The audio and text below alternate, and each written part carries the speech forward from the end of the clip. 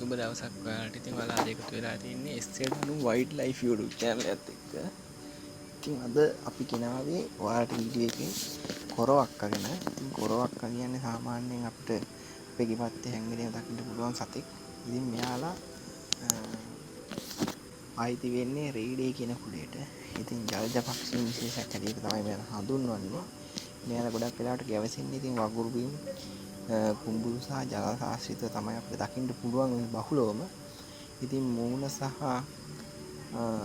සුදු පැහැති සාමාන්‍ය මූණ තියෙන්නේ මෙයාගේ ලය සහ මූණ අලු පැහැති පිටකොන්දක් තියෙන මේ කුරුල්ලා පඳුරු මත සහ තෙතමනේ සහිත ස්ථානවල තමයි බිත්තර දමන්නේ.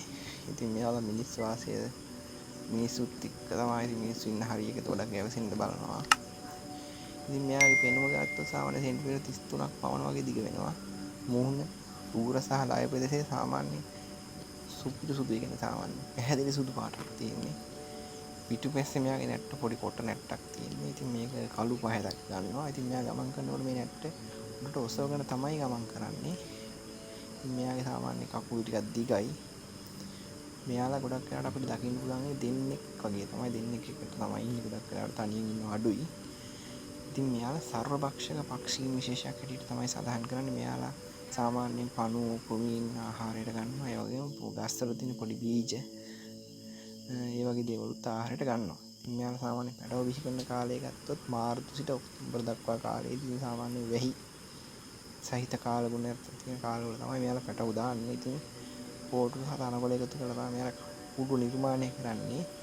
ඉතින් එකපාරකට මෙයාලා පැටව සාමාන්‍ය 4ක් 5ක් වගේ බිත්ත සාමාන්‍ය 4ක් 7ක් වගේ ප්‍රමාණයක් දානවා. ඉතින් ඒ වගේම මෙයාලා සාමාන්‍යයෙන් උදේට සහ හවසට ටිකක් හයියෙන් සද්ද කරලා කෑ ගහනවා. ඉතින් ඒ වගේම මෙයාලා අපිට සාමාන්‍යයෙන් දකින්න පුළුවන්කම තියෙනවා කියනවා පහතරට සහ පහතරට තෙත් කලාපේ සහ වියලි කලාපේ බහුල දකිය හැකි නේවාශික පක්ෂියෙක් හැටියට තමයි මෙයාව හඳුන්වන්නේ. ඉතින් මෙයා ගැන තවත් ඔයාලා දන්න මොනවා හරි තියෙනවා නම් පහලින් කමෙන්ට් කරන්න කියලා මතක් කරනවා. ඒ වගේම මේ වීඩියෝ එක හොඳයි නම් ඔයාලා මේක ඉගෙන ගත්තා නම් මේ තව කෙනෙක්ට බලන්න ෂෙයා කරන්න කියලා මතක් කරනවා. ඉතින් Facebook page එකත් follow කරලා YouTube channel එක subscribe කරන්න කියලා හැමෝගෙම ඉල්ලනවා. එහෙනම් ඔයාලට අලුත් වීඩියෝ එකක් අරන් ආයෙත් එන්න අතර ගිහින් ඉන්න. සියලු දෙනාටම ජය වේවා.